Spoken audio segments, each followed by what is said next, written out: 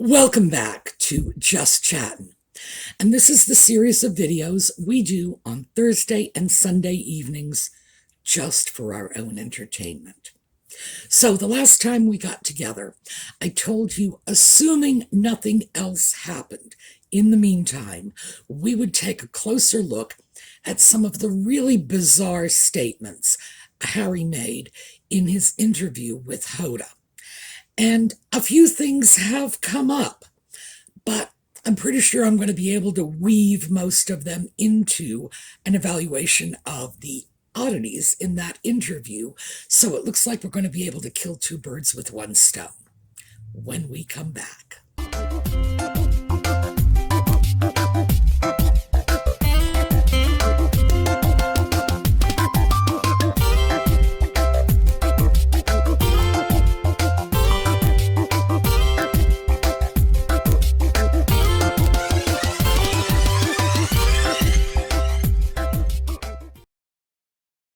Okay, because Harry just babbled in this interview, and because he just babbles anyway, I'm not going to take these in any particular order.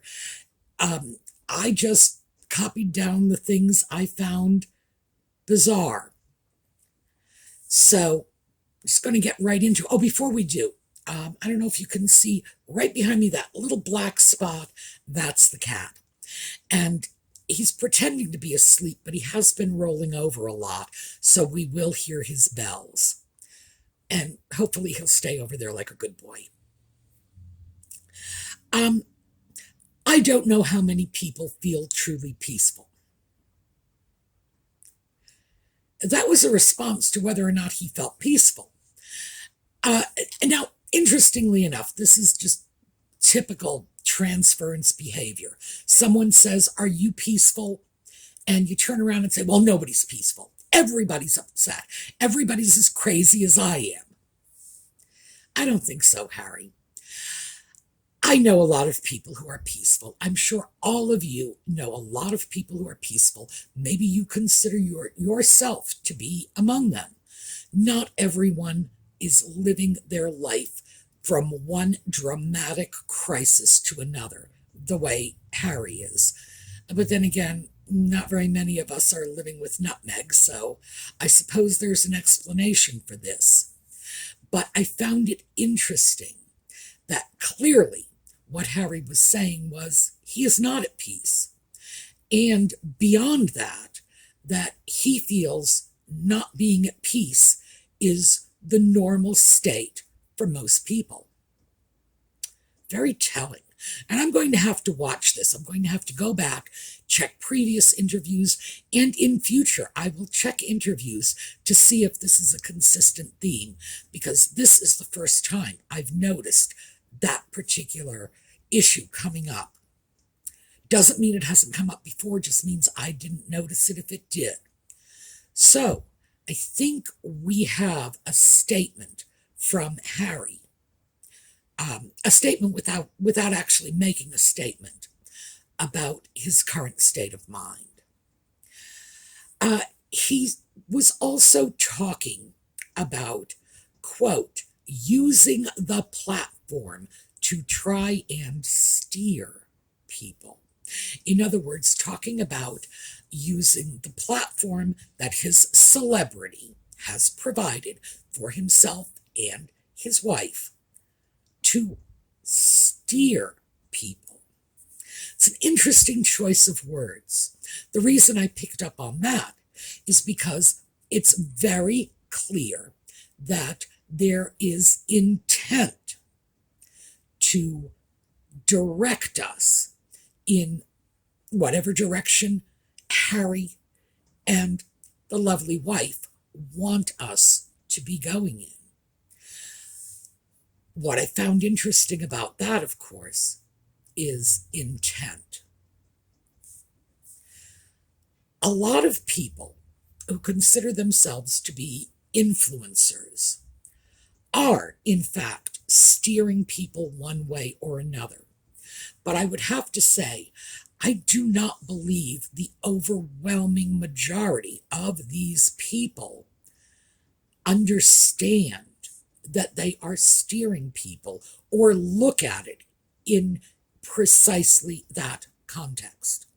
I dare say people like Kim Kardashian probably think, well, I might recommend a mascara. I don't know. I honestly don't know what she does. I might recommend a mascara, but I'm not pushing anybody to buy it. I'm sure that's how they view it. And by the way, I'm equally sure that is quite correct for celebrities in general. They might do product endorsements, they might suggest it to you, but they're not actively pushing you, steering you. At least they don't believe they are. Harry clearly does believe he is steering people, and he seems to think this is a good thing. That last part, what can I say? He's an idiot. Steering people is a very bad thing. You know, people have the right to go their own way. You can make suggestions, you can share your experiences, but steering people, really, I don't find that at all appealing. This one I had to stop because I was laughing so hard. Harry said, and I quote, "I find healing in helping others." So you remember a couple of videos ago we talked about virtue signaling? Well, God bless you, Harry, our savior. I find healing in helping others. First of all, I have no idea who Harry is allegedly helping. I really don't. I have no idea what he is allegedly healing in his own life through helping others, because in fact, not only do I not see healing going on for Harry, as you know, because I've said this before, I see his situation deteriorating. I see him as a whole lot crazier than he was last year. And last year, he was a whole lot crazier than he was the year before.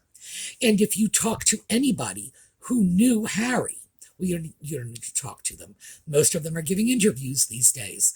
They will tell you that 5, 6 years ago, he was a happy guy. He was surrounded by friends. He certainly had his issues, but misery was not one of them. So I don't see Harry actually healing anything that's going wrong in his life. And just a statement like, "I find healing in helping others," is so unbelievably pompous and arrogant. And I'm like, oh, my goodness, should we worship at your feet? This is our great Savior. Come on. So that one I found absolutely laughable. And in the same vein, quote, "My mantra is trying to make the world a better place for my kids." Well, you get the feeling Harry doesn't actually know what a mantra is when he says something like that. But apparently he has this notion that he is making the world a better place for his kids by denying them any relationship with their family, by removing them from their home country, taking them across the world, and hiding them off somewhere. I don't even know what to say, but we will get into this in a minute, because this is going to launch me into how well Harry is taking care of his kids. Quote, "Archie spends more time interrupting our Zoom calls than anybody else."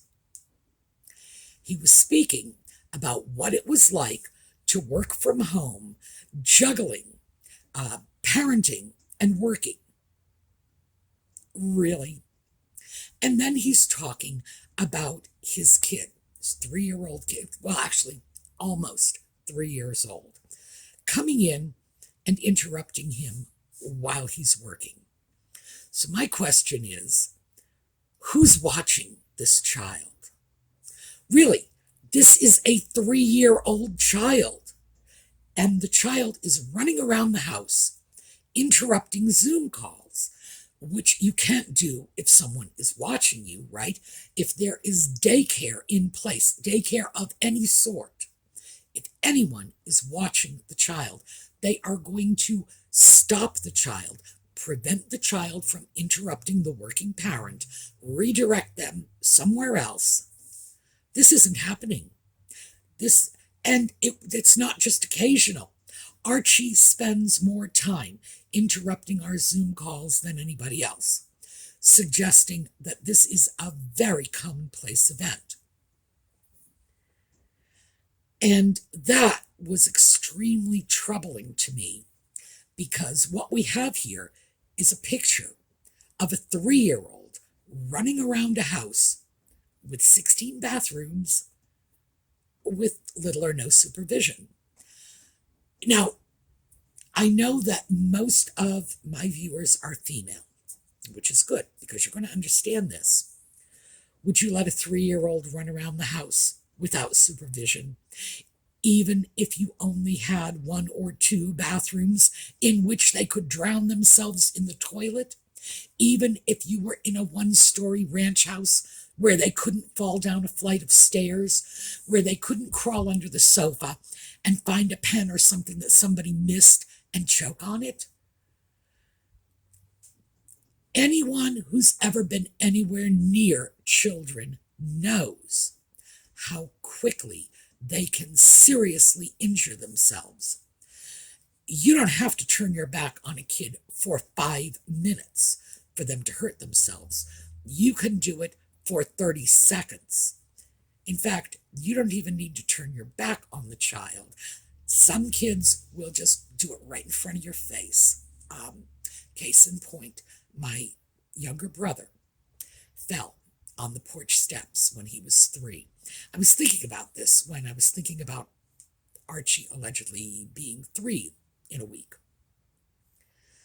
He fell down, cracked his head open. On the porch steps, my mother was standing right there. So was I. Oh, mind you, I was 4, so I was pretty much useless, but just happened, just like that. Who would let a 3-year-old wander around unsupervised? Apparently somebody is, because no one is stopping the child from interrupting the business calls. That, to me, is very troubling, but it's not the most troubling thing he said with regard to Archie. Hoda asked him if he talked to Archie about Diana, and here is Harry's exact quote. "I tell him all the stuff that happened." That's the most troubling. He actually emphasized the word all. I tell him all the stuff that happened. What on earth does he mean by that? And I think we all know. That's not how you describe having a conversation with a child about, grandma was pretty and grandma was a princess and grandma was blah, blah, blah, blah, blah. No. Apparently, he is telling Archie about all the stuff that happened to Diana. That's scary.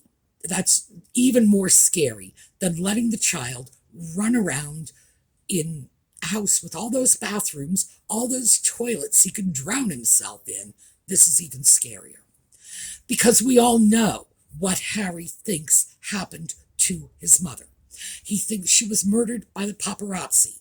They were responsible for her death. He thinks the gray men, the people in the palace, who were nothing but awful to her and drove her away, were responsible for her death, along with the paparazzi. He thinks Charles treated her abominably and was responsible for her death. along with the gray men and the paparazzi. He thinks Camilla destroyed his parents' marriage, was responsible for her death. You see where I'm going with this? Harry has this incredibly bizarre view of his mother's life, most of which is focused around the circumstances of her death, where there's this chain of events in his mind that goes back to when her marriage collapsed, which of course was all Charles's fault and Camilla's fault, and probably the men in gray. Who knows? Paparazzi might have been involved there. But he's got this chain of events with this laundry list of people who were responsible for Diana's death. I tell him all the stuff that happened.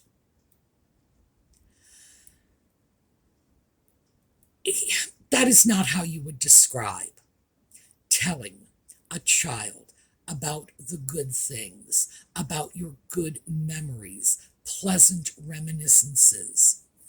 That is how you would describe telling a child about all of the evil and awful things that happened to your poor sainted mother. That was one of the most troubling things, in my mind at least, to come out of that interview.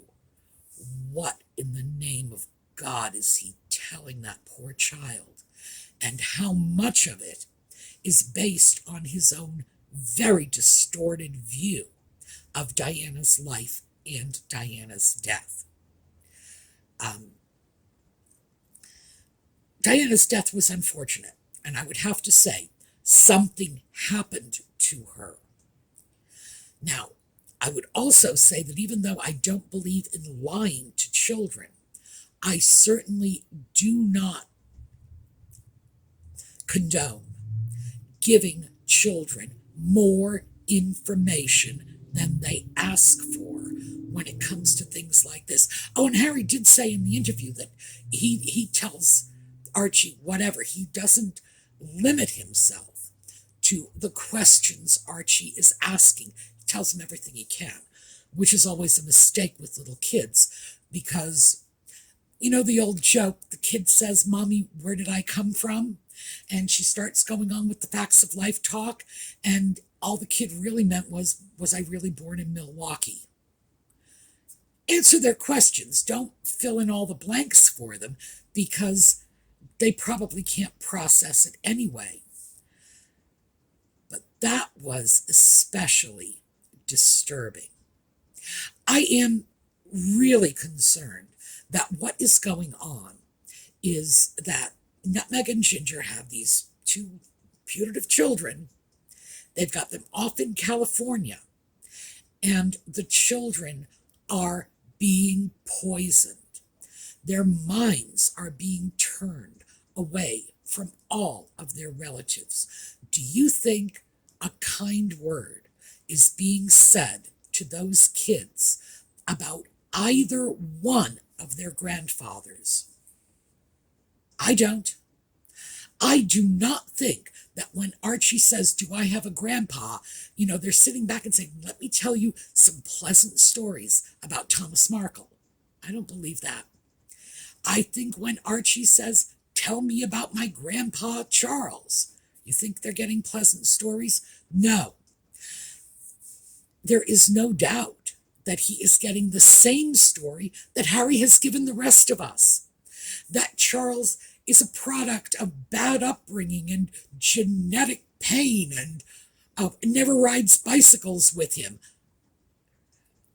Harry's own version of his own life is this bizarre sort of gender swap on a Cinderella story. Poor little Harry, raised in the ashes by the fireplace with a father who didn't even have time to ride a bike with him and ran off with the wicked stepmother, because I'm sure that's Camilla's role in all this, driving his poor sainted mother to her death. Whoa!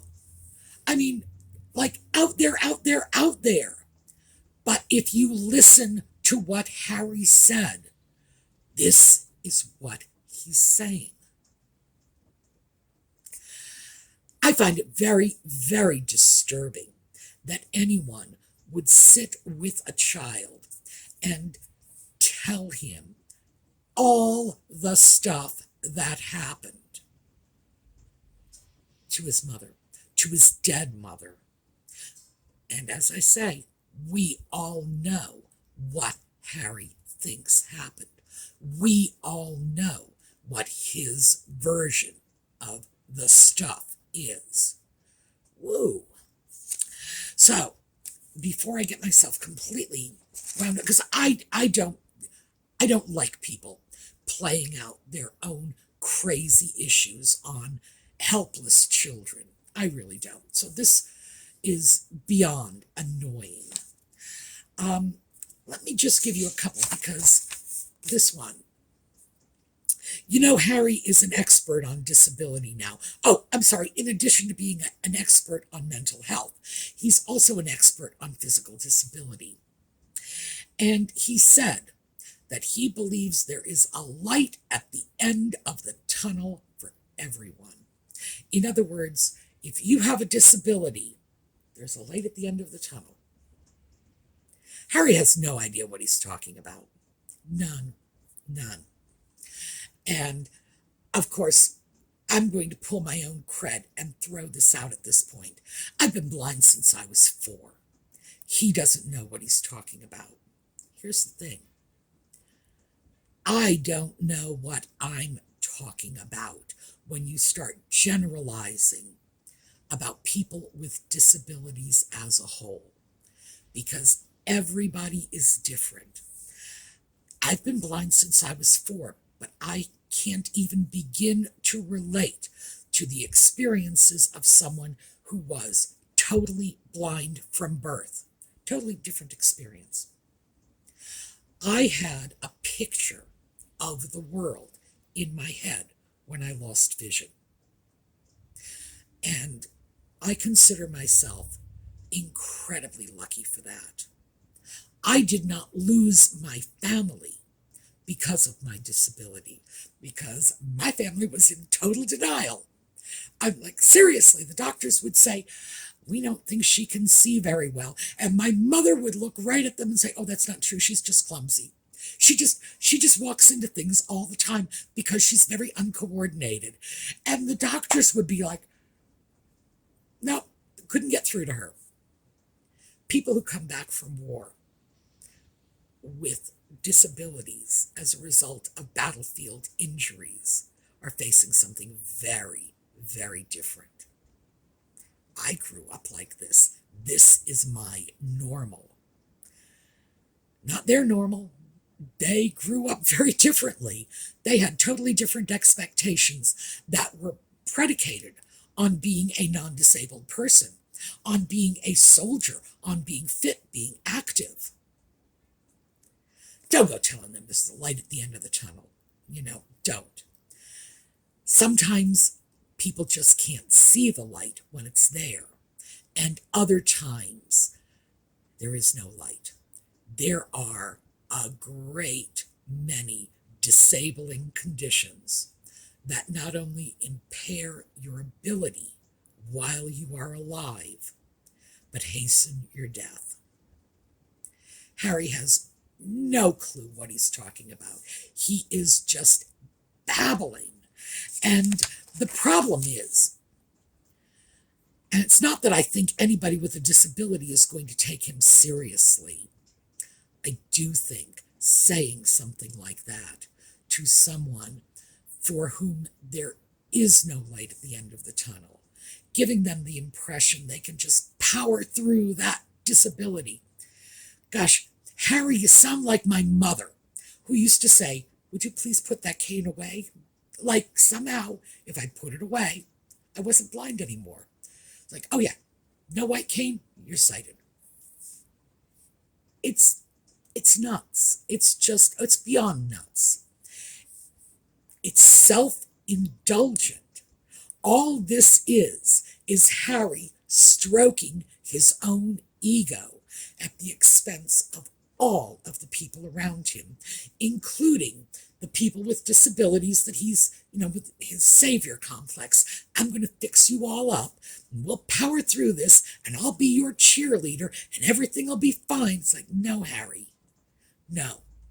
And God knows I hope everything will be fine for everyone. But the truth is, I know it won't be fine for everyone.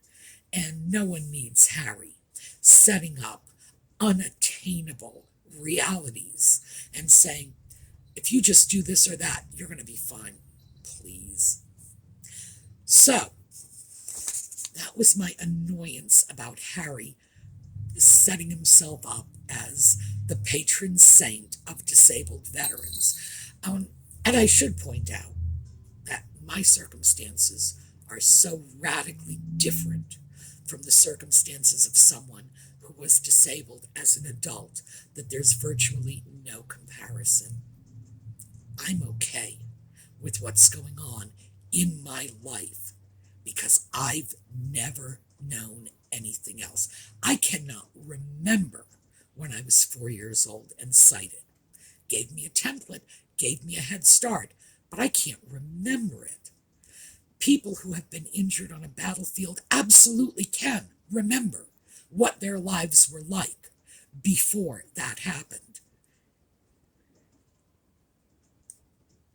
Of the two, I'd rather be in my situation than theirs because my situation is easier. So, in general, I look around at people with disabilities and I know I'm the lucky one. All right. What we need to take away from this is Harry's handlers are not handling him. He is just shooting his mouth off about everything and anything. We've got to question how well cared for his children are when they're running around the house, 3 years old, interrupting Zoom calls, and 3 years old hearing, quote, all the stuff that happened to Diana. I'm not sure these kids are being very well cared for at this point. And Harry, fortunately for all of us, is our great savior who's going to make everything better because his healing comes from helping others. In the immortal words of Moon Unit Zappa, gag me with a spoon. All right, that's what I have for you today. Jade Bell, please get in touch with me about your Keep NYC Mega Trash Free mug because I have another mug that's going out for a giveaway. And I need to hear from you this week because I got to move along with the next giveaway. All right, I wish everyone a fantastic couple of days. Maybe the dynamic duo will be quiet again for a few more days, and if they are, I have a whole list of video topics that I've been kicking to the wayside because they're always coming up with something new and timely. Maybe we'll get a chance to get on with one of those. Thank you for being with me. I will see you all next time. We are going to take a look at a slideshow on the way out.